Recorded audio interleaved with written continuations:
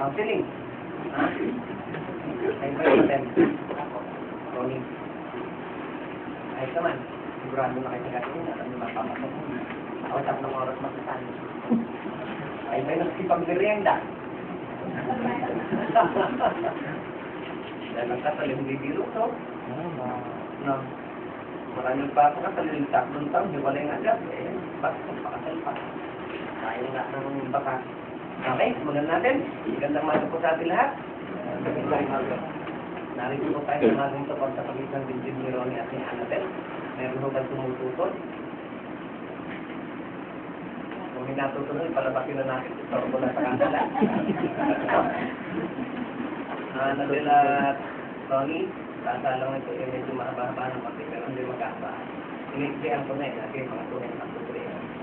Kasi importante nga dahil tayo dito sa kasalan to may question and answer, no?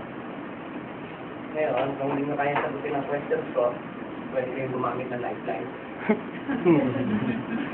Okay, call my friend, Hilong, ask the audience to 50-50. Okay? Ngayon, kung hindi pa rin kaya sagutin ng lifeline yung tanong ko, pasensya naman tayo. Pagkitas mga. Pasensya tayo dahil tuloy pa rin ang kasahan. Tuloy na. Nakapasya, marin niya sa palitan. Area ito. Area 8. Okay, maganda kung ano po natin. Ang topic po natin sa umagang ko ay pag-ibig ng answer.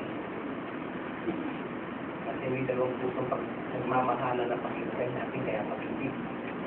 At kaya pag-ibig, una, nalikha tayo ng dakilang Diyos ng dahil sa pag-ibig.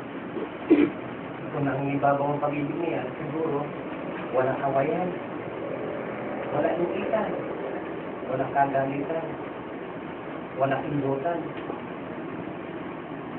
walang korupsyon, walang gera, may bagong mundo at magandang pamumuhay ng lahat ng taong nilikha ng Panginoon dito sa ibabaw na.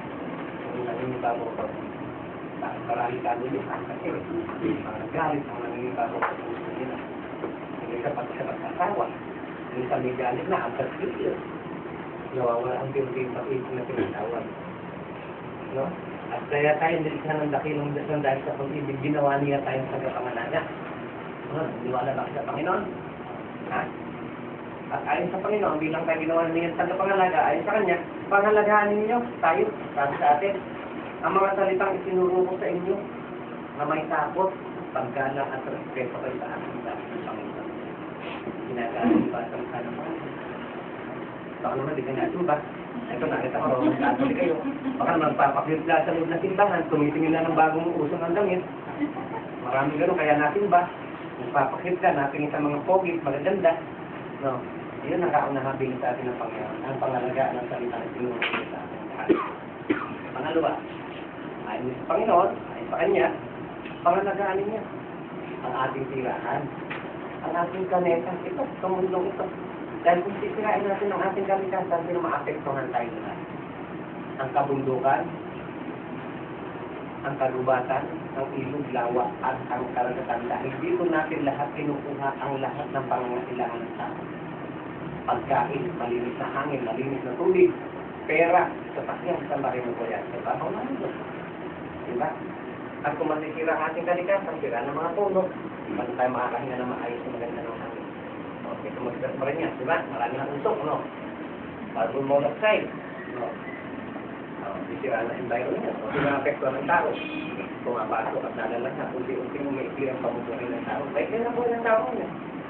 Dahil global warming, sira ng kalikasan. Dapat kaya, kung masisira ang dagat, tatago ko na ng dagat, tatago ko ng mga pagkaisda. Kung ano-ano, kung masisira ang mga puno natin, tatago ko ng kota. Ang ating kalupan, tatago ko ng mga palay. At kinumigawa ang tao. Dahil sa mga malalaking negosyante ang iisip na ang kanilang interest at nakakalimutan ang interest na nakakaraming ang tao. Kaya dapat ako na mismo nakikiusap nyo kung may mga kapraso ng lupa sa lugar na yun, magtanim kayo tayo pagkakas. Para yung carbon monoxide na hindi tumaas sa ozone layer dahil butas ng ozone layer na sino ma-affect doon tayo. Diba, kita mo mga 17 anos, meron ng diabetes. stroke. Ayan, simula na. Pangatlo, ayon sa Panginoon. Itataguyod ko ika ang pamahalaan, sabi kay San Pablo.